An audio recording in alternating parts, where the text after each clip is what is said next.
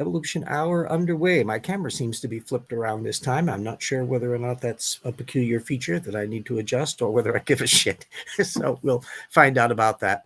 At least now, when I point in this direction, I'm actually pointing towards our patrons list that is radically too difficult for anybody to read. But at any rate, small number of people in there.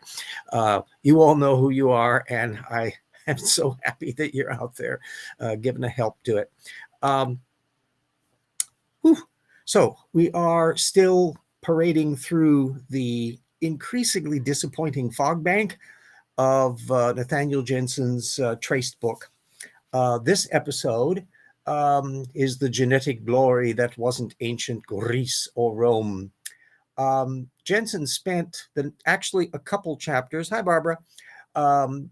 Very short and not a technical citation in any of them, on the Middle East and little forays into discussing India and little bits about China, where he doesn't discuss any of the actual deep history of any of those people.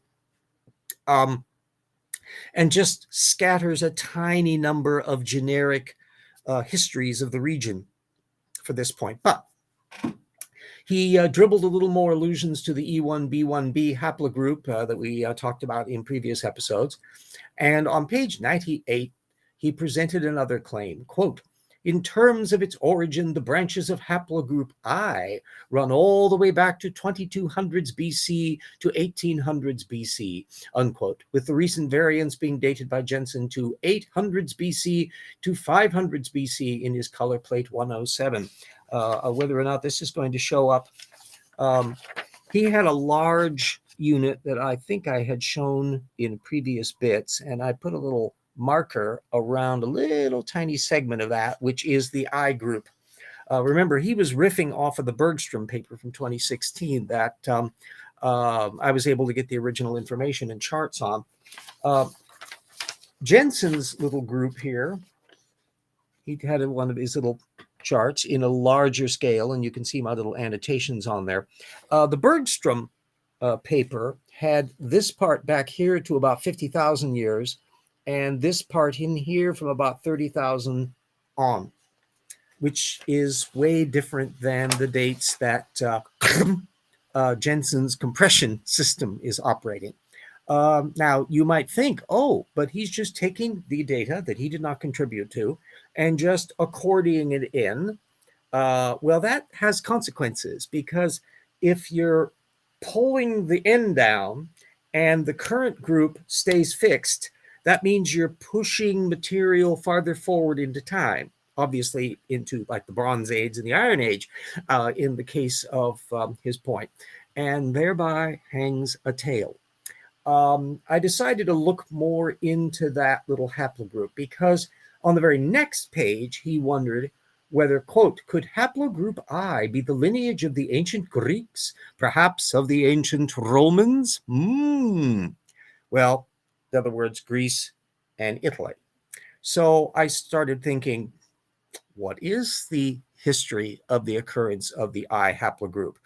He himself just has groups which are talking about Sardinia. Turns out there's technical paper on Sardinia, which I'll be citing.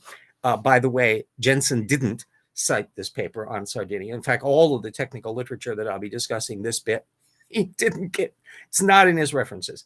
Anyway, Sardinia, Russia, which is not close to Greece, Hazara, another little area in the Bergamo Italians. There, at last, we get a little teeny snippet of Italy proper. Orcadia, Tuscans, which is also in Italy, French, and some Bedouins, which last time I looked aren't particularly close to Greece or Rome.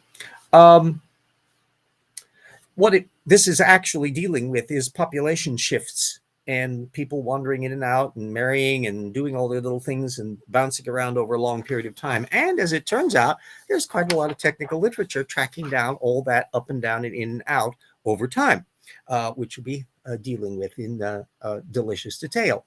There was a 2013 paper from Oliveri, which I'll be putting a link up to, is fortunately in PLOS One, which traced the area of that latter zone, that period that was roughly 30,000 years blob in the Bergstrom paper. And both the Oliveri paper and a 2016 one from Lazaridis, which I'm citing anyway, in Rocks were there too, and a paper by Modi from 2017, all of which we'll be putting the links to, related to archaeological samples relevant, not just going through the existing genetics, but finding archaeological Neolithic, Mesolithic, actual graves and people that they could pull DNA from to put them into the picture. That Sardinian example shows up at 9124 to 7851 BCE. There's some Spanish ones from 6090 BC to 5960, and one over in Iran from 3972 down to 3800, which only puts us 1500 years before the flood. And some of those dates are clearly before the creation of the universe. In Jeanson's thing. Hi, Vesta. Happy zombie weekend. Ah, yes, indeed. Our elected representatives have been positively vomiting. Praise be to the Lord. Kathy McMorris Rogers and I think Ted Cruz has put out few, but certainly Marco Rubio and the Trumps of various have dribbled them. And I'm always looking to the Trumps for sage advice about how to live the Christian life. Anyway, can't solve my brother's house. Yeah, so I'll watch it from the beginning later. Yeah, Slade, that's the advantage of YouTube. It's going to be fun stuff about haplotypes of the Greeks and Romans and some stuff about parasitic spiders. Ooh. Anyway, moving any of those chronologies down pulls them into a different context. And therefore, you would have to figure out, can any of those Mesolithic and Neolithic sites legitimately be deemed Iron Age, Bronze Age, etc., etc.? Well, Jeanson, of course, doesn't have to bother about that problem because he doesn't cite anything on it. Doesn't even notice that it's there. He just riffs off again and again and again with the charts he assembled, gleaning through the Bergstrom paper, which was misrepresented to begin with, and just riffs off on it.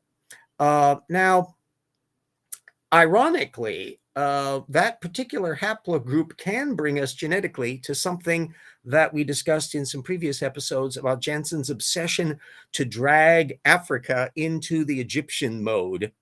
Well, turns out this H1 bit does pop up in some actual Egyptian mummies, although they're not helping his Big Slosh argument because they're in times down to the Ptolemaic period, Greek times when everybody is intermingling and all that kind of stuff. And you've got a whole bunch of Ptolemies running amok in the thing and new migrations of people.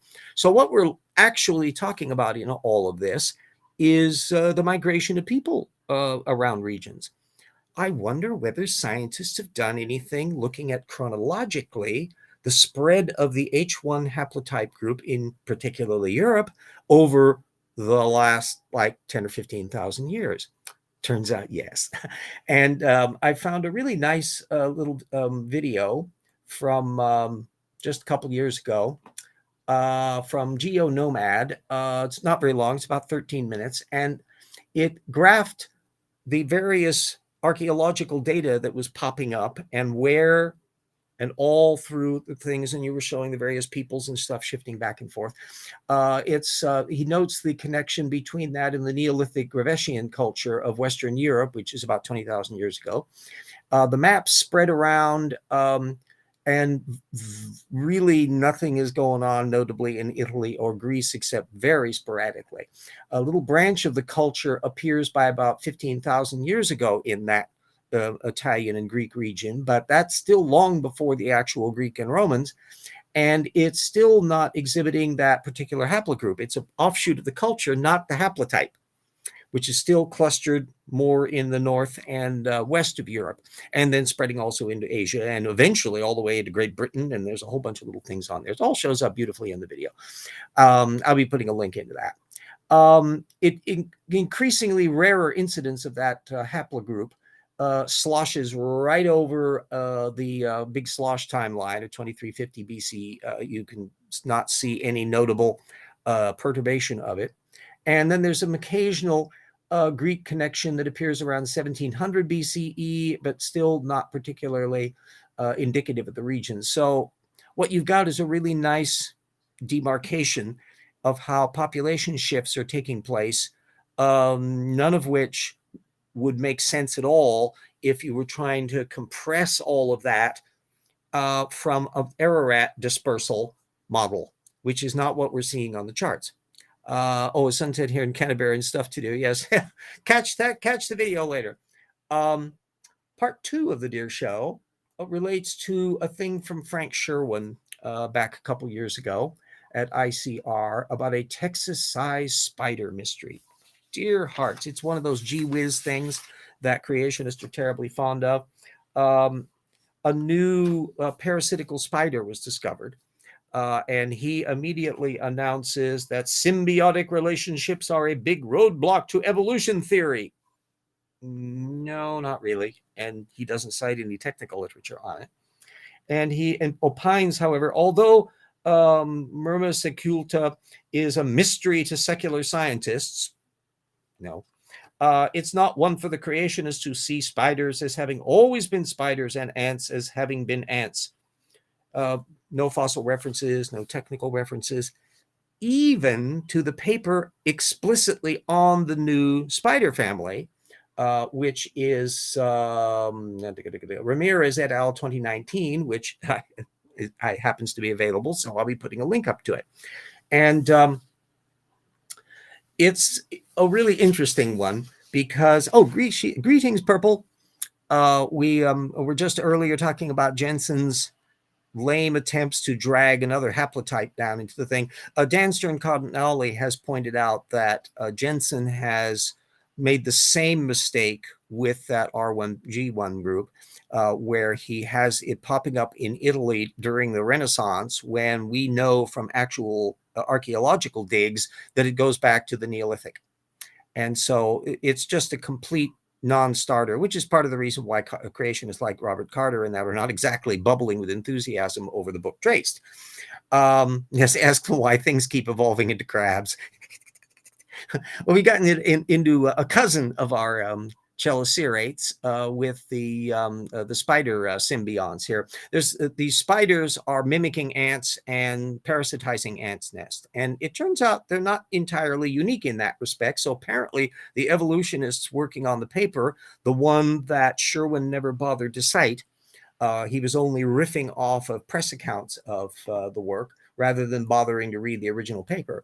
Anyway, for the symbiotic aspect, the paper that he didn't cite ventured, quote, the biology of this myrmecophilic spider may be similar to that of the linaphiid Masoconus Masoncus pogonophilus. I stumble over the damn Latin nomenclature that inhabits the nest chambers of the harvester ant Pugunomirex bedius latrale, where it feeds on other small nest symbionts such as Collembola, unquote. So all of this involves that just addictive feature of creationists like Sherwin, and you find David Capege does the same thing, of people who are riffing off of the latest press release and nothing after that, because none of the people involved in the work are creationists, and you can lay book that if you come back after a few years, the scientific community will have worked out more about them, and the creationists will have paid no attention to it whatsoever. But at this stage, we are looking at the question that Sherwin's creationists do not discuss. And that is that new family of spiders, if it's a family, isn't it a created kind? Because aren't families of things kinds in the current baraminology, with very few exceptions? It literally didn't occur to Sherwin to even think about the question, except to just say, ooh, evolutionists can't explain it, and to offer no positive argument for what the creationist position is. I would contend because they don't have one, and they lack a sufficient understanding of anything to be able to lay out any element on it. Worse than that, of course, these little spiders, could they have survived the flood? Were they evolved from any previous spider kind after the flood? Did Noah make a point of making sure that he had the little parasitical spiders and their little parasitized ants aboard the ark? Or were they all on their own recognizance in that free-for-all that was taking place outside the ark? Gosh, these would be relevant questions for creationists to offer. And it would probably be hilarious in the case of misplaced concreteness to hear them try to do it. But if they had a viable model, wouldn't you expect them to do it? And that's not what we get on this. It's gee whiz and nothing else. So a lesson to learn for anybody venturing into the creationism analysis area, again, focusing in at the source level, is to pay close attention to the wiggle and jiggle and tickle insider. That we've got the need to catalog whether creationists ever explain anything within their own framework. I mean, obviously, creationists needn't jump ship and become diehard evolutionists, although they can come darn close to raising the ire of Ken Ham and his bunch, Sanders III, who are part of the little jihad to purge creationism of their evolutionary backsliding people like Todd Wood and Kavanaugh and all the rest. We'll see how well that goes. But if they want to have their stupid flood model, then apply it, think it through. And of course, there's an awful lot of spiders and an awful lot of ants and an awful lot of bees and an awful lot of beetles and an awful lot of marine organisms, and some of which have very specific lifestyles that don't necessarily take to being perturbed by the water suddenly turning salty or the fresh water or the salt water suddenly turning fresh as the windows of heaven are opened and continents are flashing around and the earth is being vaporized by all that heat.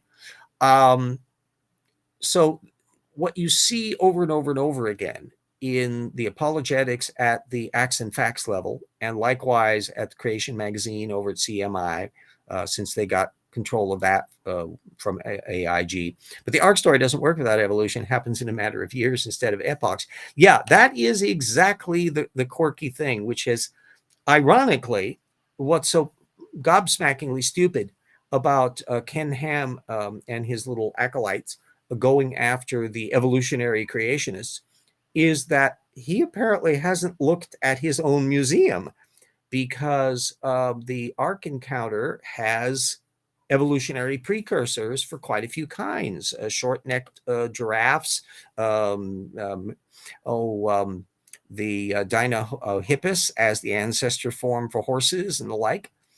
And the only way they can trim down that bloody kind list is to stick with families just at the spider level of those families, and basically follow an evolutionary cue sheet to presume that an archetypal heterozygous created heterozygosity, the buzzword that gets popped around every once in a while, and SFT, standing for truth, repeats it like a mantra, that somehow or other that can generate extant species, not only in any amount of time from just a small precursor, which is not the kind of population mix that regular evolution draws off, but to do so at lickety-split speed.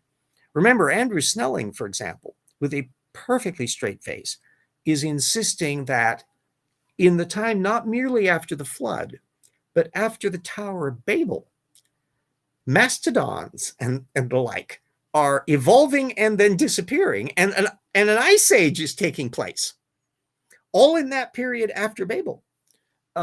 This is just a Looney Tunes compression ratio.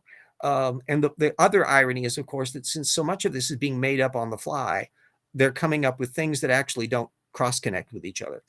And so you get a date in one area, and since they don't compare notes very often, one of the things we will be wanting to draw close attention to is the confusion of the creationist movement on particulars of some of these things, whether or not, for example, dinosaurs have survived down to existing times. Turns out there's quite a shakeup as to which creationist is okay with that and which ones. And this one creationist won't like this one, but will be okay with that one, and another creationist will be the opposite. And it's just a complete shit show, because they're basically making it up as they're going along, and in part it's who they have as friends, Nance guy, I think, Nance or Lance Vance.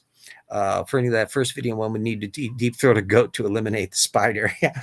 Well, that parasitism issue is kind of fresh in my mind because there's also quite a lot of examples that have been done about beetles that masquerade as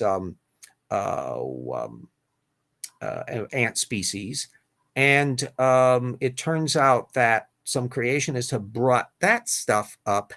Randy Gugliuzza did a bit on that, and Dapper Dino did a video recently that was calling attention to how he was not really paying attention to the technical material. Gugliuzza is constantly pushing his created environmental tracking model to eliminate natural selection completely from the picture, and it's not exactly catching fire outside of ICR. We'll be mentioning that little bit along the way because CET gets mentioned in one of the sidebars about Nathaniel Jeanson, by the way, has been flirting increasingly with the CET model, which as a geneticist is a weird position for him to take, but we've already seen he's been making quite a few weird positions. Anyway, so just when you think that there's no limits to just how evasive and uninformative the creationist worldview can be, they just keep presenting more stuff. So I'm still waiting as we're plowing along. We're almost roughly a third of the way through the bloody book of Jeanson, and we've barely scratched the surface on references. So there has got to be a positive train wreck of citations somewhere farther down the road as he brings all of that stuff theoretically into the mix. Or maybe he doesn't. That's the thing that I'm wondering, whether or not he'll end up citing all of the generic works, but the technical literature will get kind of short shrift. Not that it's a huge amount, but still, when exactly is he going to be doing it? Maybe in the later chapters of the book, after he has this travelogue of various peoples, then when he gets down supposedly to his conclusion section, he'll be doing kind of what he did in the later chapters in Replacing Darwin, which is, well, there he had already presented most of his technical literature and he simply repeated the stuff. But maybe he's flip-siding on this one and he's kind of saving it all as dessert for that period. Yeah, CET is just wacky as heck. Yeah, it's, well, we'll be having quite a long section on it because Gugliuzza just doesn't shut up about it. He bangs the drum almost every issue of Acts and Facts, of which he is coincidentally the editor, so duh. And so it's basically his household organ of repeating the tropes, not offering particularly new evidence for anything, but once in a while, he'll dribble a new technical paper, and I'll add that into the mix. But he constantly is misrepresenting the sources. And when you look at the details, he makes claims about them again and again and again that just don't bear up when you read the original material. So that's another one that if anyone tries to play the CET card, functionally, it's Gugliuzza and close friends. In the same way that anyone who tries to argue that the flood boundary is taking place after the Cretaceous and well into the Cenozoic, yes, is noise for believers to counter reality. Yeah, well, and remember, Gregory, that your average creationist is never going to be caught dead source checking anything. They'll repeat claims with a completely straight face. Standing for Truth does that relentlessly. But not fact check any of it. And the fun part is, of course, you learn all this delicious stuff from actually reading the papers themselves. You learn about the depth and range of the actual technical literature, and that doesn't show up at all when you're reading the gloss that's taking place regarding CET. I was going to finish the point about that there's only about half a dozen people, largely at ICR, Tim Clary and his little buddies, who are pushing for this late flood boundary. And it's a funky little thing because I think some creationists are uncomfortable with trying to drag all of those more or less familiar-ish mammals in the bunch. And when we get down towards the tail end of it, we've got human beings in the mix, dragging all of that stuff in to the flood. Meanwhile, Clary at least has a certain weird logical consistency to things, because functionally speaking, the presence of Lagerstätten and fossil deposits and that in the post-Cretaceous world means that the same processes are involved in both. And so if you're going to attribute things before the Cretaceous fossilization to cataclysm and the flood, shouldn't you be doing it with this later stuff? The difficulty, of course, is they got even more geology and things to fiddle with. If, for example, you're dealing with, yes, divide the flood only to, well, yes, pretty much so. That's another little thing about how cavalier creationists are about the death rate of things after the flood. And it's not just dinosaurs. Remember, every one of those cute, cuddly little synapsids that were on the Ark, in the Ark Encounter list, they're just decimated just along with the dinosaurs. And creationists, by the way, don't seem to wonder why supposedly there are long-necked sauropod pictures in petroglyphs, typically involving them misrepresenting the details of petroglyphs, and functionally so little in the way of synapsids showing up in these things. Although I think Michael Ord or one of the others actually did try to insist that there was a depiction of a synapsid in some medieval manuscript. So you can just imagine some cute little synapsid surviving down into the Middle Ages and sitting around in its little nest with presumably a family of them. I mean, how else could they have survived that long without having a viable breeding population? And then get depicted as a little teeny sidebar of some stupid little tapestry hanging up in somebody's palace. Oh, I can tell you, according to the Ark Encounter, 54% of the kinds aboard the Ark, according to their list, went extinct afterward. Because they're listed explicitly as extinct. And it just by some weird coincidence are groups that are thought to have lived a long time ago in the conventional scheme. And that only the only ones that manage to survive are ones that are relatively recent, according to evolutionary thinking. What a curious coincidence that is. All of that's going to be the detailed analysis that we're going to be doing as an appendix in Rocks for Their Volume 2. On the Ark Encounter, which I think this will be the first full-out breakdown analysis of it, to work out why it's in the order that they are and what are the content of things. In some cases, are they basically following evolutionary call sheets as to whether something is a family? I mentioned a couple episodes back how Jeanson treated a particular group as a family when the only reason why it's regarded as separate families is because evolutionists have come along and decided that they're not actually a single family. What? So evolutionary cladistic systematics has the power to make and unmake kinds in a way the Lord didn't have a mastery over back in creation? Oh, this is an eccentric picture.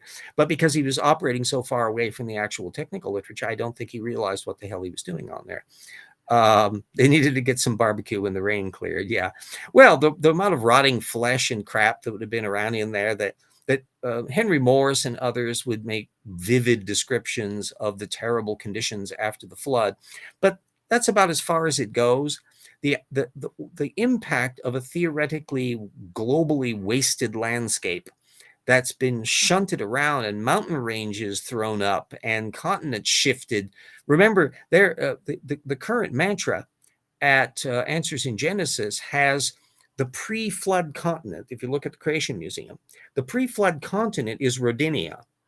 And then it shifts into Pangaea during the flood, and then into our present configuration post-flood, somewhere during that period when the Ice Age and stuff is all happening. The Ice Age, singular. They only allow one. So Yes, roast unicorn is delicious. Yes, when finding a good wine to go with your unicorn, though, that's often very difficult. You know, the little fruity little numbers they used to grow in England and may grow again thanks to global warming. Isn't that charming? And ironically, um, as a little sidebar, global warming may be gigantic problems for the Italian and French wine industry because they've been having terrible trouble with droughts and the like, killing off their grapes. So other areas you may find Britain and others growing perfectly viable wines in future. Maybe you'll even have some Danish and Greenland stuff, you know, in the 23rd century. As climate has shifted around to the point where you can grow grapes in different areas, although the amount of sunlight in that may be a problem. We have a pretty good operation here in Washington State because we're quite dry by nature, and so all the water is brought in as irrigation from the Columbia River, so they can control the water content quite precisely and maintain that nice dryness otherwise. And the latitude is just about the same in Washington State as France. So we get a really nice material. Some of the places, Biltmore, the big Vanderbilt mansion there in South Carolina, North Carolina. I discovered to my amazement, they have a house wine that they sell at Biltmore. Turns out they get the grapes from Yakima, Washington State.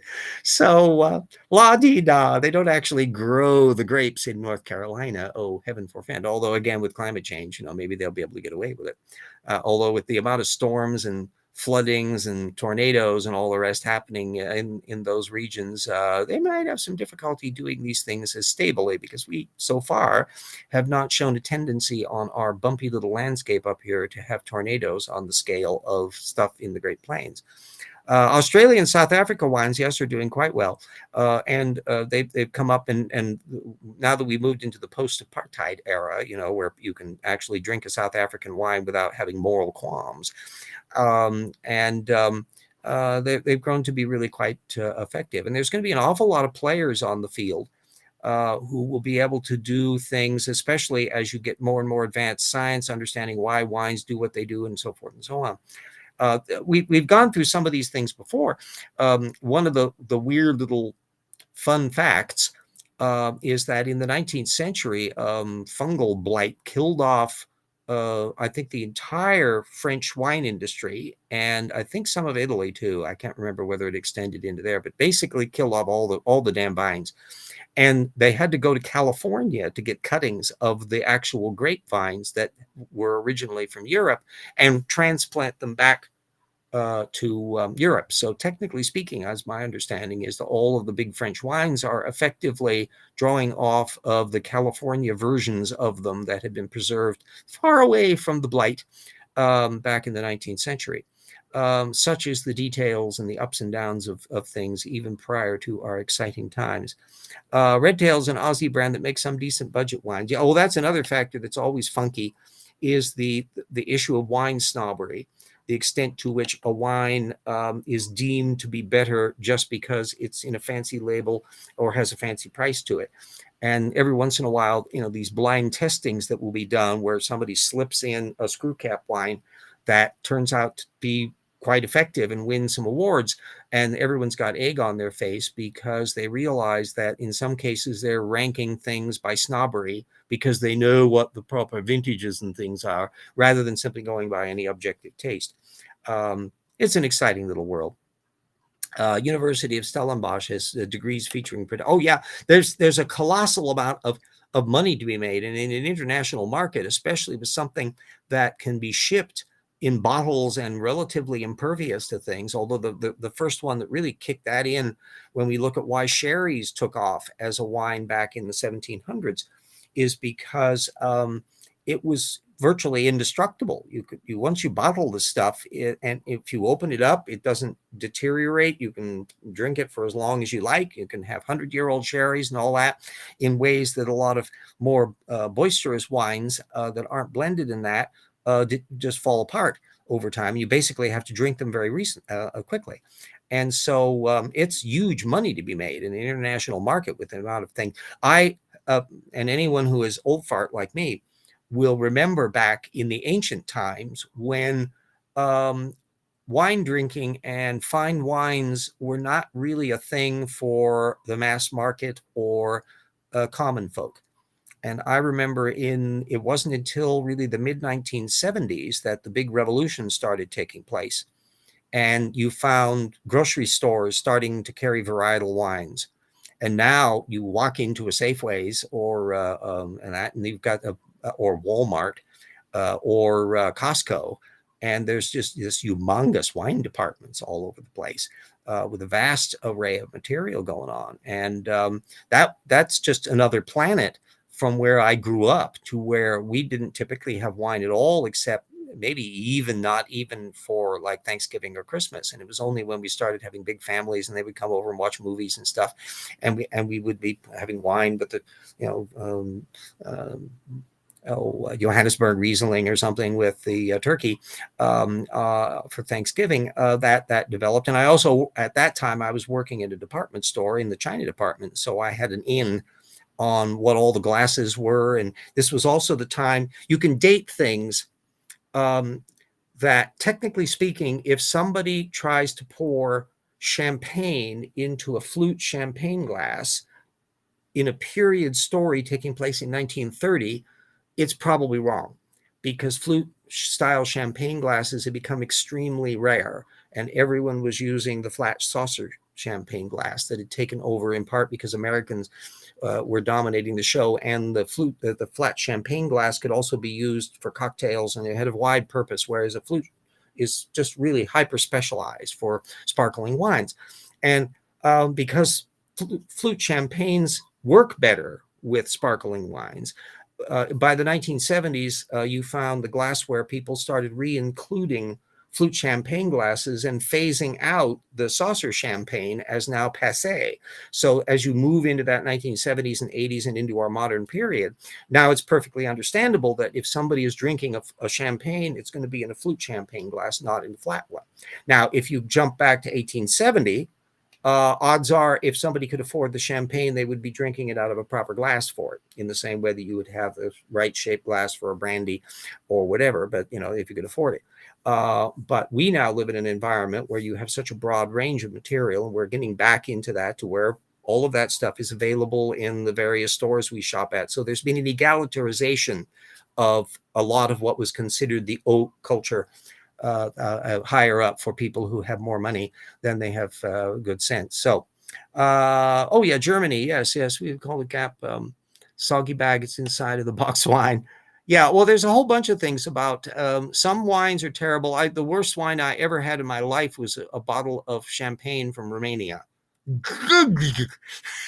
It was the least drinkable substance on earth. Wow. Blah, blah. That would account for why there are no vampires in Romania, is because they drank the champagne. And Germany, yes, it's a relatively young state. Germany as a complete nation,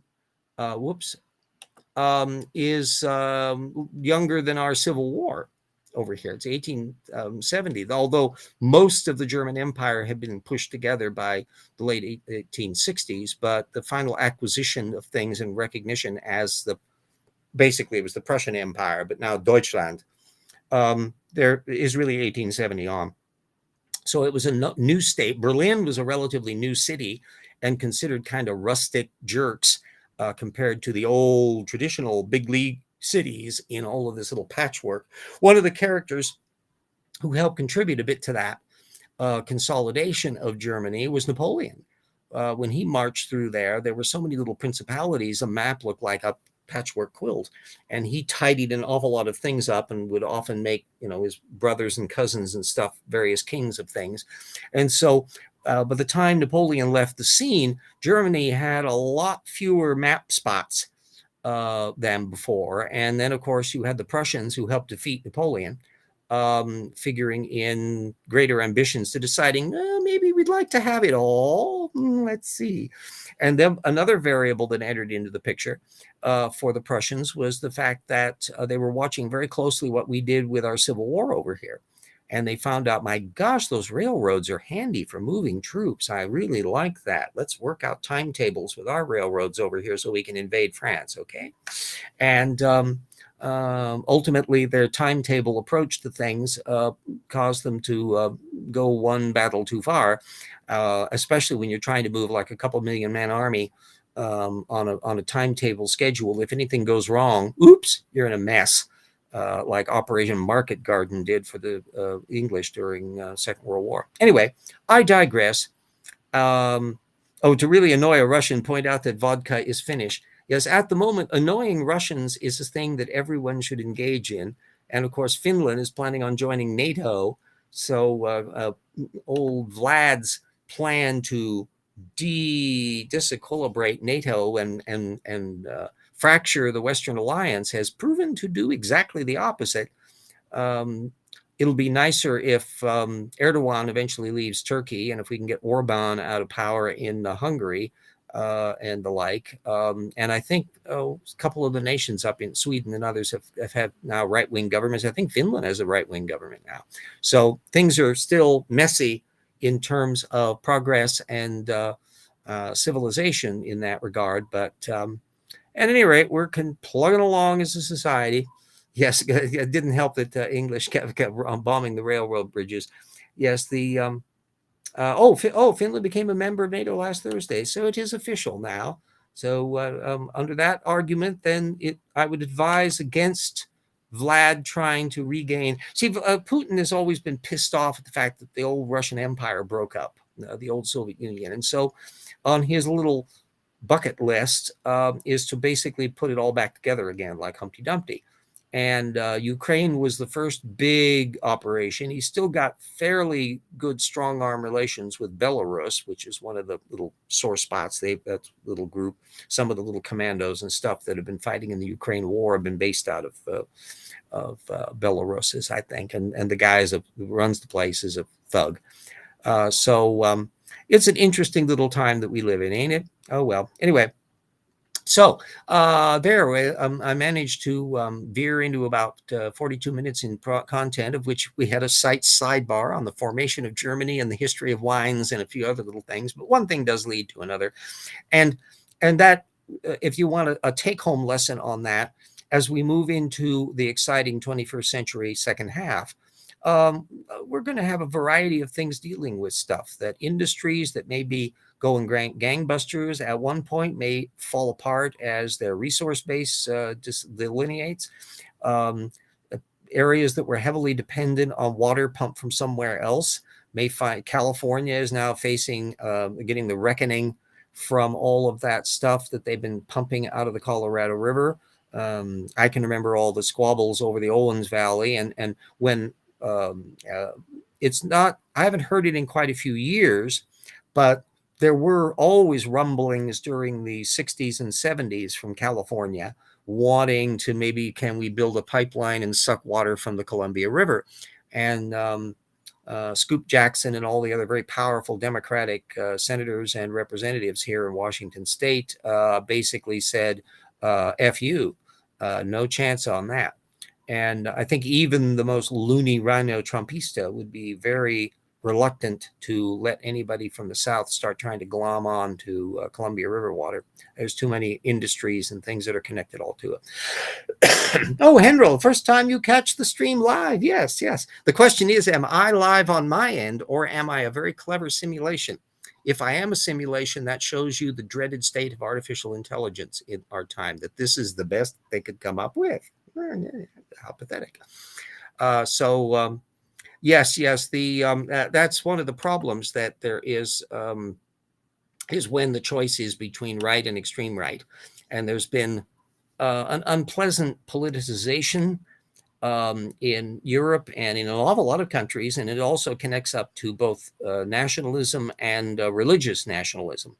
And you find that in India, you find it in Pakistan, you find it in Burma, Myanmar, which is one of the few predominantly Buddhist countries. And when you're in charge, they turn out to be just as nasty with minorities and minority faiths as the other big league religions have been.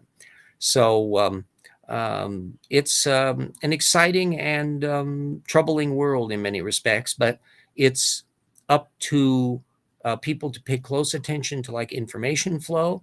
One of the troubling things about a lot of the people in Russia who may be completely believing the claptrap that's put out by their state media.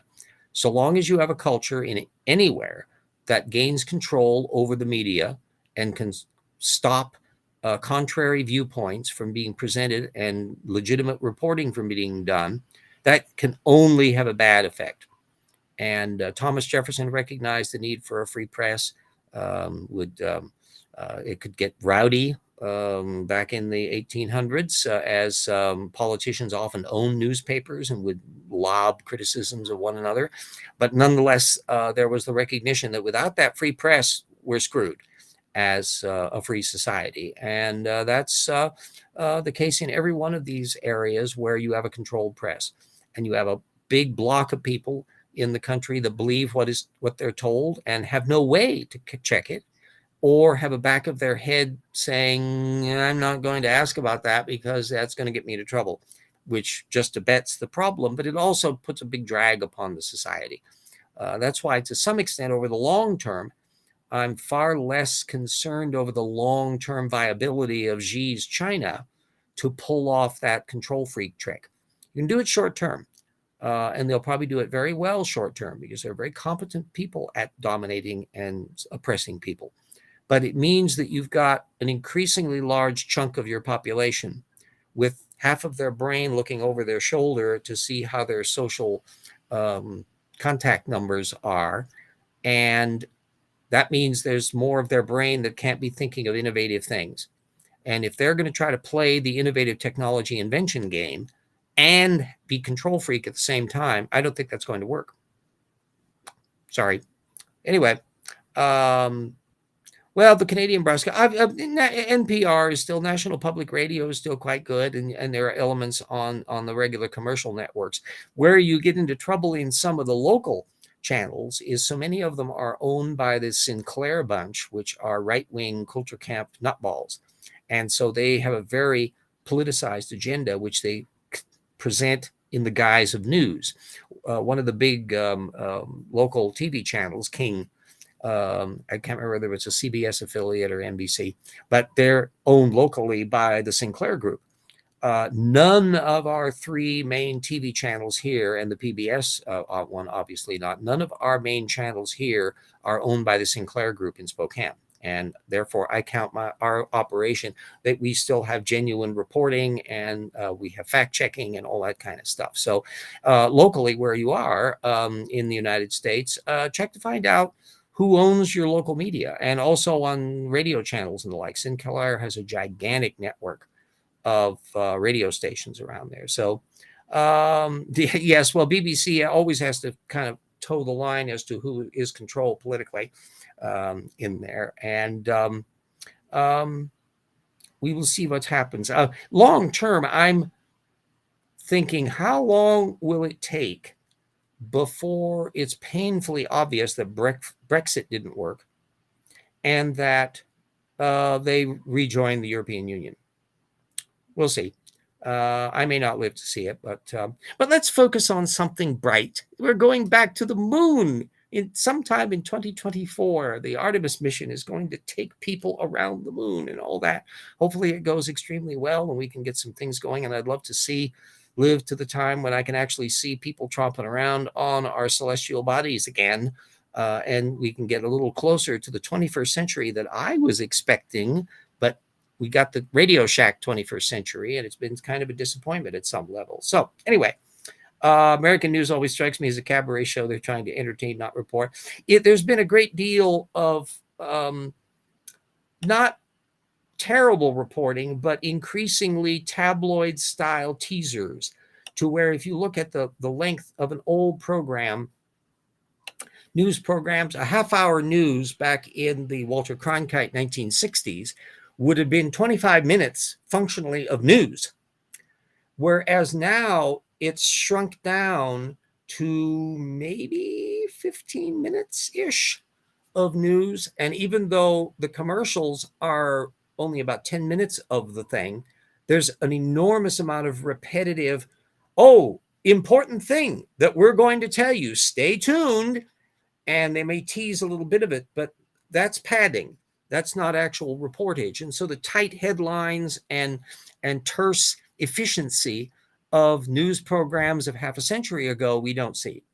That is going to involve, we're dealing with people who are used to YouTube and TikTok and MTV style fast editing, and anything longer than 20 seconds, you're losing their attention. We sustain that kind of dumbing down to our peril. So we see what's going on. They also made clear what was journalism. Well, technically speaking, opinion pieces were all but unknown on network news. One of the first ones to kind of break that was Howard K. Smith, who would give a little editorial thing on ABC News. And this would have been in the 1970s period on. Nowadays, it's just a mishmash and a mess of things. And also there's been the consolidation, fewer media companies owning more and more stuff. All of that is not to the good. I'm a great believer in diversification, and I'm a great believer in not having monopolies on stuff. Comrade Elon calls himself, yes, Joseph. Comrade Elon. Oh, yes, the little musketeers. Okay. Well, anyway, we're actually got pretty close to an hour on that. I've rambled on somewhat. Once we get things finalized, I'll be sticking all that stuff in about our charming little ants and all those wonderful little papers on the say hi to HI haplotypes. And you can read for yourself what the original technical papers are and learn stuff. It's really fascinating material. The history of everything is so intriguing, and the science of it is so wondrous that how could anybody not be delighted by all of that stuff? And how would anybody want to so compact their brain to take that little teeny creationist cartoon as very useful? So anyway, thank you. I minored in rambling in college. I think this is actually it's a lost art these days. Well, anyway, everybody stay safe. Try to avoid tornadoes and diseases. And we've apparently gone past monkeypox and all of that. And we'll see what happens. And don't accept any wooden penguins. And we will all see you next week.